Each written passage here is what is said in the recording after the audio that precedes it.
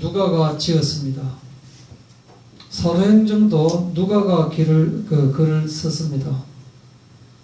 누가는 12제자에 들어갑니까? 들어가지 않습니까? 12제자에는 들어가지 않습니다. 누가라고 하는 이름의 뜻은 빛나다라고 하는 뜻입니다. 누가라고 하는 그 이름의 뜻이. 그리고 직업은 의사로 알려져 있죠. 그리고 또 사도 바울의 동역자로서 사도 바울이 선교 여행을 갈 때 함께 동행하고 한 그런 아주 지식인이고, 또 누가복음과 사도행전을 쓴 만큼 또 글을 아주 간결하게, 그러면서도 빠짐없이 할 말은 쓰고 또 필요 없는 말은 빼고 하는, 그렇게 글을 잘 쓴 그런 사람입니다. 이 누가가 성경에, 그러면 누가복음을 썼고 사도행전을 썼는데 성경에 나올까요? 안 나올까요? 예, 성경에 안 나오면 누가가 사도 바울의 그 동역자라는 것을 우리가 알 수가 없죠. 사도행전 16장 10절 11절에 보면은 우리가 라고 하는 말이 나옵니다. 우리가 라고 하는 말은 누가인 나를 포함해서 우리 인원들이 그 말입니다. 또 사도행전 16장 16절에도 우리가 이런 말이 나오고 있거든요.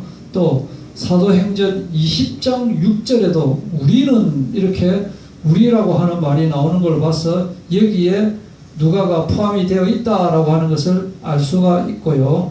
또 다른 부분에는 어디에 나오느냐 하면은 골로새서 4장 14절에 사랑받는 의사 누가와 또 데마가 너희에게 문안하느니라, 이렇게 누가라고 하는 이름이 딱 나오는 것이 골로새서 4장 14절과 또 디모데후서 4장 11절에 누가만 나와 함께 있으라 하는 구절이 나와서, 성경에서 직접 누가라는 이름이 직접 나오는 것은 골로새서 4장 14절과 디모데후서 4장 11절, 이렇게 두 군데가 나오고, 사도행전에는 우리는 이렇게 우리로 해서 누가가 자기가 포함되어 있다는 것을 말하고 있습니다. 그리고 누가복음은 또 다른 사복음서와의 특징인 마태복음, 마가복음, 누가복음, 요한복음이 다 특징이 있지만, 누가복음은 또한 특징이, 어떤 특징이 있느냐면은 누가복음에만 나오는 내용들이 있습니다. 세례 요한이 앞으로 탄생될 것이다 라고 하면서 아버지 사가랴와 어머니 엘리사벳 어쩌고 저쩌고 나오는 것이 누가복음 1장 5절부터 25절까지 나오고, 그 뒤에 세례 요한이 이렇게 해서 탄생되었다라고 하는 내용도 누가복음에만 나오고 있습니다. 그리고 우리가 잘 아는 예수님의 어린 시절 이야기, 누가복음 2장 52절에 나오고 있는 예수가 지혜와 키가 자라나며 하나님과 사람에게 더욱 사랑스러워 가시더라, 이렇게 12살 시절에 예수님을 잃어버렸는데 나중에 사흘 후에 알고 보니까 성전에서 만났던 것입니다. 그래가지고 근심하여서 물어보니까 예수께서 어찌하여 나를 찾으셨나이까? 내가 내 아버지 집에 있어야 될 줄을 알지 못하셨나이까? 이렇게 말하는 대목도 누가복음에만 나오고 있고, 또 누가복음 10장 1절에 보면은 70인을 세워서 따로 파송하는 장면이 나오고 있는데, 이것도 누가복음에만 나오고 있습니다. 또 같은 누가복음 10장에 선한 사마리아인 이야기 아시죠? 그것도 누가복음에만 나오고 있습니다. 또 탕자 비유 있지 않습니까? 두 아들 중에 도망나간 아들, 나중에 다시 두 손 두 발 들고 돌아온 아들 이야기가 누가복음에만 나오고 있고, 삭개오라고 하는, 예수님을 보기 위해서 나무에 올라갔다가 나중에 예수님이 이 삭개오의 집에 들어가는데 이 내용도 누가복음에만 나오고 있습니다. 그리고 엠마오로 가는 두 사람의 이야기가 나오고 있죠. 그 이야기도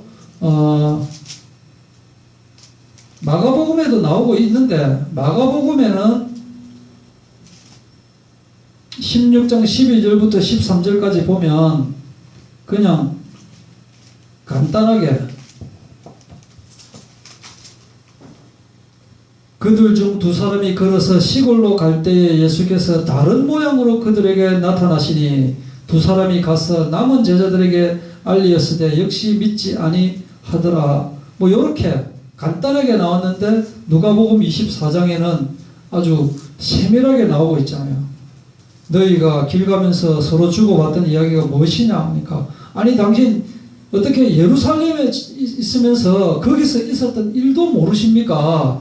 예수라고 하는 분이 어쩌고 저쩌고 이렇게 넘겨졌는데 나중에 시체도 없고 이런 일이 벌어졌습니다 라고 하니까 예수님께서 미련하고 선지자들이 말한 모든 것을 마음에 들이 믿는 자들이야, 이렇게 설명을 해주니까 우리가 마음에 뜨겁지 아니하더냐. 이래가 예수님인 것 같아가지고 딱 보는 그 순간 예수님은 없는 그 장면이 바로 누가복음에만 나오고 있고, 또 부자와 나사로의 비유 이야기, 죽어서 부자도 죽었고 거지 나사로도 죽어서 갔는데 그 구릉이 있어서 왕래하지 못하고 물 한 방울만 찍어서 혀끝에만 찍어주면 좋겠다, 이런 이야기들이 누가복음에만 있습니다.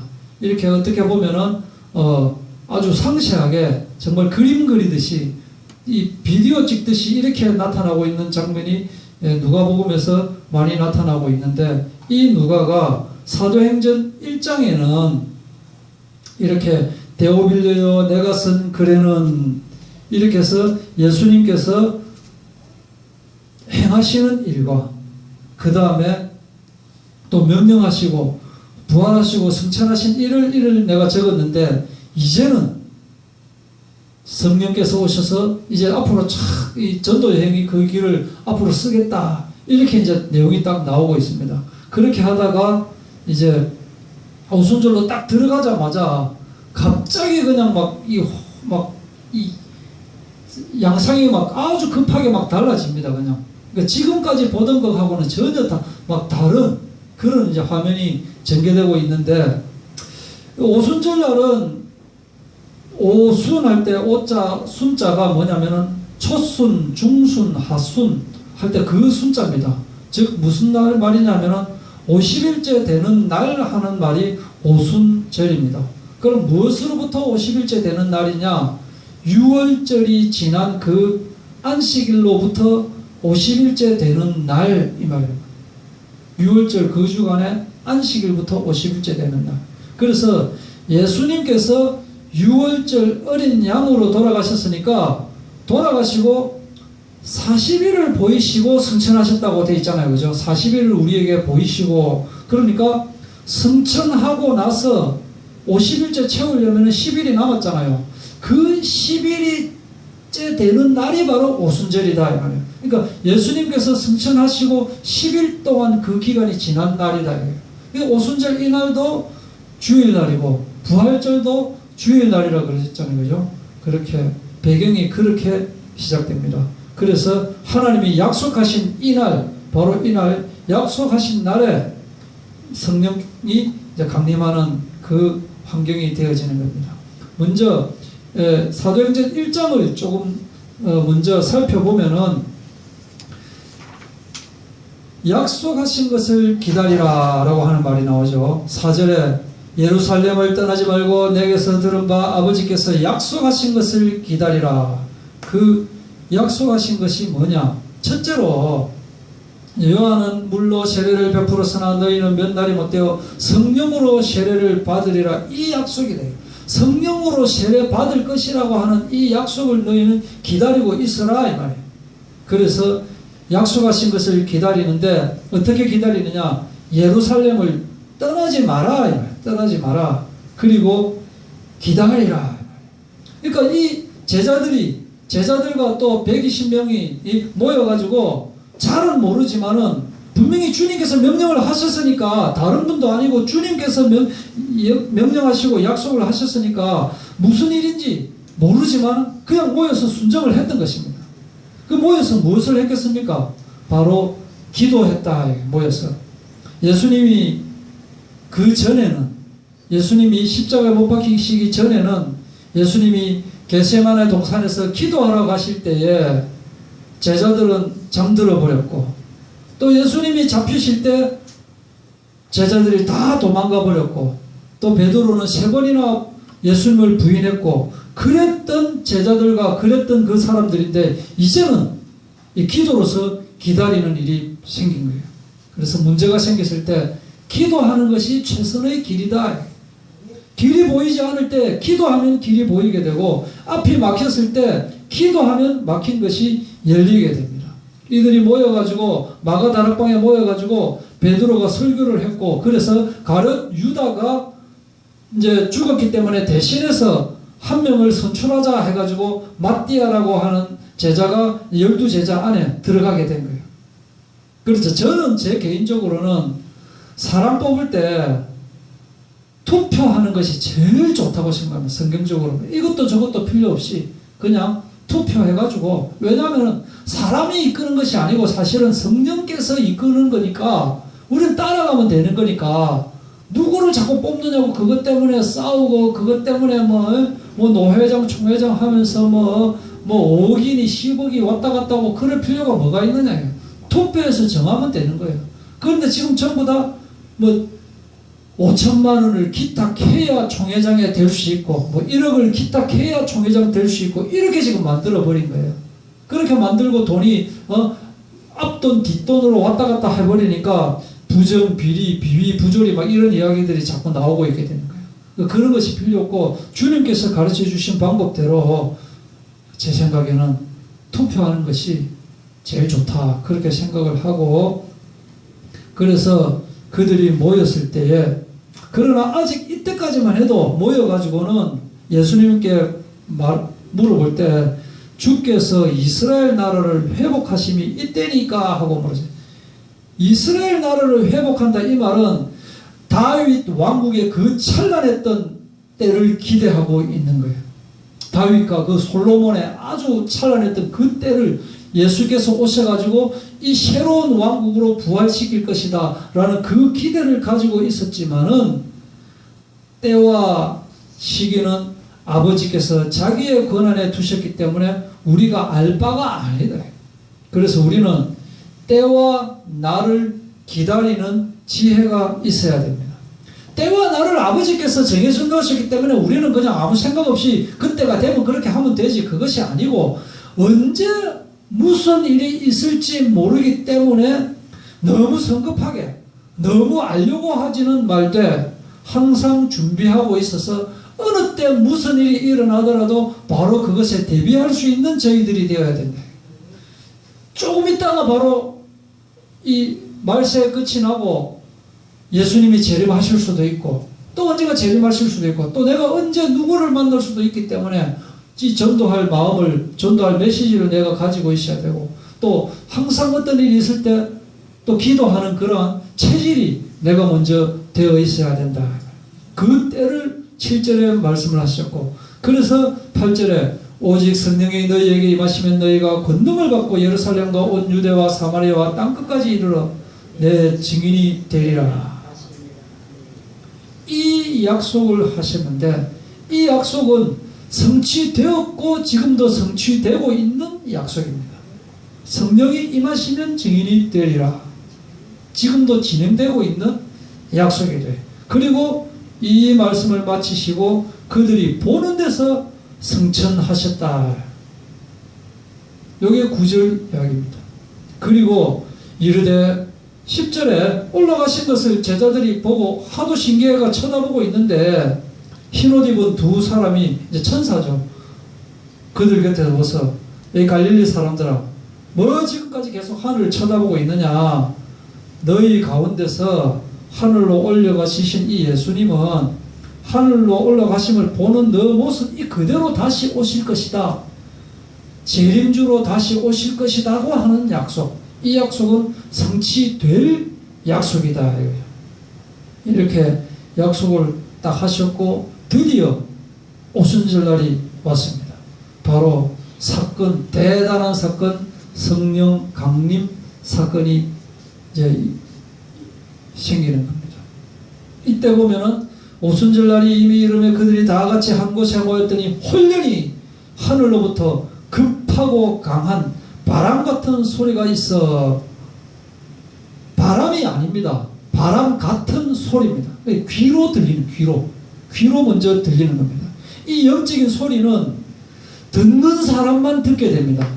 그러니까 안 들리는 사람은 이게 무슨 소리인지 귀에 들리지를 않는 거예요. 설교도 똑같이 설교를 하고 똑같이 설교를 듣는데 그 설교가 들리는 사람한테만 들리지 안 들리는 사람은 지금 무슨 소리 하는지 귀에 안 들리게 되는 거예요. 왜냐하면 영적인 소리이기 때문이다.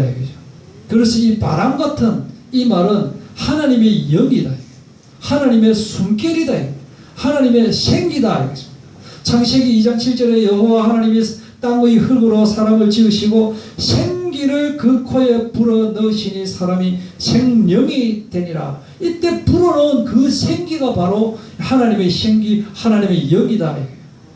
에스겔서 37장에 너희 위에 힘줄을 두고 살을 입히고 가죽으로 덮고 너희 속에 생기를 넣으리니 이 생기가 살아나서 나중에 군대가 됩니다. 마른 뼈밖에 없었는데 하나님이 생기를 불어넣으니까 근육이 붙고 살이 붙고 해서 군대가 되는 이 생기가 바로 하나님의 영이다. 이런 소리가 먼저 귀에서 먼저 들렸고, 그래서 약하고 강한 바람 같은 소리다. 이 급하고 강한. 그러니까 약한 소리 같으면 누구는 들리고 누구는 안 들리고 할 건데 지금은 이 120명한테 전부 다 그냥 영적으로 완전 뒤집어 버린 거예요. 그냥 엄청나게 그냥 바로 소리가 막 하고 막 들어와 버린 거예요. 그냥. 예. 그래서 이 역사는 막 막을 수가 없는 거예요. 그냥 하고 와버렸다니까요. 그래서 이 성령의 역사는 우리 사상으로 따지는 것이 아닙니다. 지식으로 따지는 것이 아니다.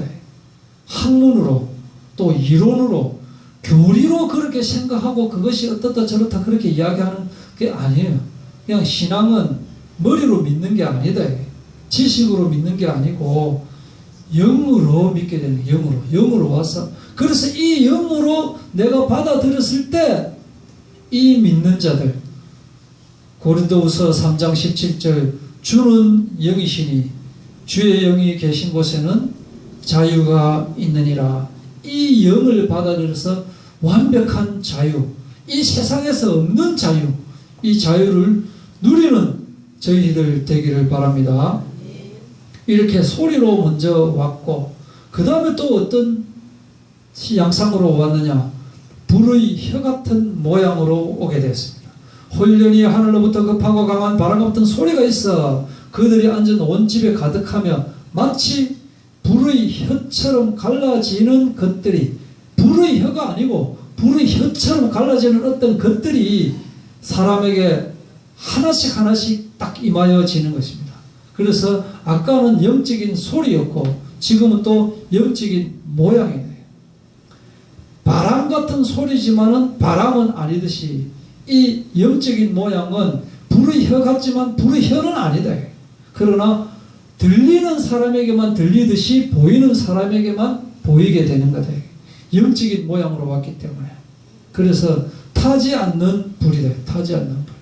모세가 떨기나무에 불이 확 할 때 떨기나무가 타지 않았잖아요. 그런 그 불로 왔다. 또 낮에는 구름기둥, 밤에는 불기둥으로 인도한 바로 그 불로서 왔다. 이 불이 뭐냐?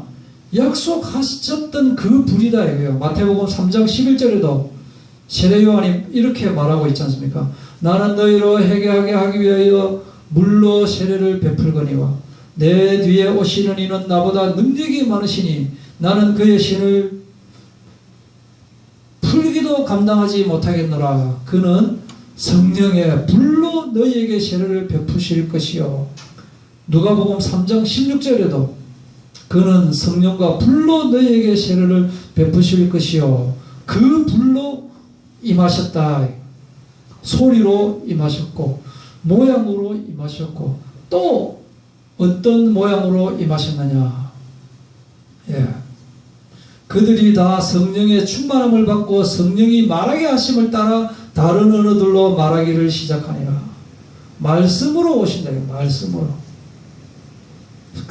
귀에 소리로 들리고 눈의 모양으로 들리고 또 말씀으로 오는데 다른 언어로 말하게 됩니다. 다른 언어로. 제가 해외여행을 그래도 갔다 왔는데 가니까 말이 안 통해요. 말이 안 통하는데 손으로 이렇게 하니까 젓가락인 줄 다 알더라고요. 이렇게 하니까 그거 다 알더라고요. 이게 통해요. 그런데 그렇게 통하는 정도가 아니라니까요. 제가 아주 어릴 때입니다. 아주 어릴 때 아버지께서 또 친구분한테 그 이야기하는 말을 들었습니다. 그게 뭐냐면은 리부케 대통령이 이제 우리나라 사람이 서독에 간호사와 또 광부들을 보냈잖아요. 광부들을 보내고 또 이 한국이라는 나라를 정말 정말 불쌍하고 가난한 이 사람들을 우리가 좀 부자로 이렇게 좀 만들어줘야 되겠다 해가지고 서독에서 또 리부케 대통령이 직접 우리나라에 이제 보러 왔습니다. 보러 와가지고 부산에서도 그 극동 호텔 그쪽 부근에서 묵으면서 그 부산시청 앞에서 그 부산역인지 시청 앞에서 이제 행사도 하고 그랬거든요. 그러고 난 뒤에 이제 카퍼레이드를 하는 겁니다. 카퍼레이드를 하는데 사람들이 이제 막 이렇게 하는데 그 중에 몇몇 사람은 이렇게 하는 겁니다. 이렇게 하는데 이제 리부케 대통령이 저기 지금 뭐냐 이러고 하니까 당황스럽잖아요. 옆에 안내자가 반갑다고 하는 겁니다. 그러니까 리부케 대통령도 또 똑같이 또 사람들을 향해서 그렇게 했다고 그 이야기를 시청에 근무하시던 우리 아버지께서 참 내가 웃기는 그거야. 그래서 세계 공통으로 반갑다고 하는 것이 이것이 되고 말았다. 그런데 그런 것이 아닌 진짜로 하나님은 들리게 또 보이게 또 인격적으로 말씀으로 우리에게 나타나신 것입니다. 시각으로 청각으로 생각으로 우리에게 오시지 이상하게 오신 것이 아니다. 이 성령이. 그래서 성령이 막 와가지고 막 눈이 뒤집히고 막 성령으로 와가지고 막 혀가 뒤꼬이고 뭐 그렇게 될 수도 있죠. 너무 이제 그런 걸 안 겪다가 갑자기 막 성령이 오시니까 몸이 비꼬여가지고 그렇게 될 수도 있지만 그게 꼭 그렇게 돼야 되는 것은 아니다라고 하는 거예요. 그리고 누구에게는 오신 거예요. 부자에게만 오고 뭐 잘생긴 사람에게만 오고 뭐 아주 높은 사람에게는 오고 그런 것이 아니고 누구에게나 평등하게 성령이 왔다는 거예요. 120명에게 모두에게 왔다는 거예요. 그리고 또 하나는 말이 달랐잖아요. 왜 말이 다르게 되어버렸을까요? 창세기 11장 때문에 말이 다르게 된 거예요. 창세기 11장이 왜 왔을까요? 하나님을 떠나서 하나님을 배반해서 인간이 더 높아 보겠다고 해가지고 말이 그냥 틀리게 돼버린 거잖아요. 다르게 돼버린 거잖아요. 그 창세기 11장의 징계에서 회복됨을 의미하는 것이 바로 이 시점이다. 그래서 육신의 생각이나 교만에서부터 벗어나는 이 사건이 바로 오순절 성령 강림 사건이다. 성령의 불을 조금만 더 살펴보도록 하겠습니다. 엘리야가 열왕기상 18절에 보면은 바알 선지자 450명, 아세라 선지자 400명이 모인 가운데서 가뭄에 이제 비 내리는 그 이제 시합을 이렇게 하게 되는데 막 이 선지자들이 이제 막 광 치고 막 날뛰고 하다가 막 안 되니까 막 자기 몸을 막 찍고 상체까지 내면서 막 와 하면서 막 이렇게 하는데 그게 안 됐잖아요. 안 될 때 엘리야가 기도하니까 그 능력의 불, 엘리야의 불, 능력의 불이 임하게 된 것입니다. 열왕기상 18장 36절에 보면은 저녁 소재 드릴 때에 이르러 선지자 엘리야가 나아가서 말하되 뭐라고 기도했느냐? 아브라함과 이삭과 이스라엘 하나님 여호와여 주께서 이스라엘 중에서 하나님이신 것과 내가 주의 종인 것과 내가 주의 말씀대로 이 모든 일을 행하는 것을 오늘날 알게 하옵소서. 여호와여 내게 응답하옵소서. 내게 응답하옵소서. 이 백성에게 주 여호와는 하나님이신 것과 주는 그들의 마음을 되돌이키심을 알게 하옵소서. 이때 여호와의 불이 내려가지고 막 팍 다 덮어버려. 성령의 불, 능력의 불로 임할. 그런데 이 불이 또 때로는 징계의 불, 심판의 불로도 임하게 되는 것입니다. 민수기 11장 11절에 보면은 여호와께서 들으시기에 백성이 악한 말로 원망하며 여호와께서 들으시고 진노하사 여호와의 불을 그들 중에 붙여서 진영 끝을 사르게 하며, 이렇게 악한 자들에게는 또 심판의 불로서 임하시는 것이고, 또 창세기 19장 24절에도 소돔과 고모라의 불, 유황과 물을 소돔과 고모라에 비같이 내리사 그 성들과 온 들과 성에 거주하는 모든 백성과 땅에 난 것들을 다 엎어 멸하십니다. 이렇게 이 불이 은혜의 불이기도 하지만 또 징계의 불, 심판의 불이기도 한 것입니다. 누가복음 3장 16절에서 17절에 보면은 손에 키를 들고 자기의 타작마당을 정하게 하사 알곡은 모아 곳간에 들이고 죽정이는 꺼지지 않는 불에 태우리라. 바로 그 지옥불도 하나님께서 나눈 그 불이다. 타지 않는 불이다. 그리고 이 성령의 불은 교회에도 임하고 있습니다. 구약에서부터 하나님을 만나는 자리에는 불이 임했습니다. 아브라함이 창세기 15장 17절에 하나님의 언약을 받고 제단을 만들었습니다. 돌제단을. 그때 해가 져서 어두울 때에 연기 나는 화로가 보이고 타는 횃불이 이쪽엔 고기 사이로 싹 지나가는 그러한 일이 벌어지는 것입니다. 또 성막에서 돌단으로 제사를 지낼 때 불이 임했고, 또 성막에서 또 제사를 지낼 때 또 불이 임하는 것입니다.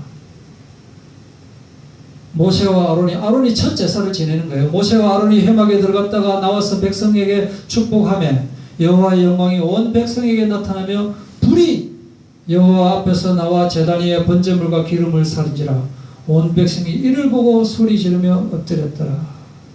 그리고 돌단에서 제사를 지낼 때 불이 임했고, 성막에서 제사를 지낼 때 불이 임했고, 또 성전에서 제사를 지낼 때 또 불이 임했습니다. 솔로몬이 성전을 이제 하나님의 은혜로 성전을 지었고 첫 제사를 지내는 이때 솔로몬이 기도를 마치며 불이 하늘에서부터 내려와 그 번제물과 제물들을 사르고 여호와의 영광이 그 성전에 가득하니, 여호와의 영광이 여호와의 전에 가득함으로 제사장들이 여호와의 전으로 능히 들어가지 못하였고, 그리고 이렇게 이제 다락방에 모여서 교회를 이 지역에 교회를 세우려고 할 이 시점에 다시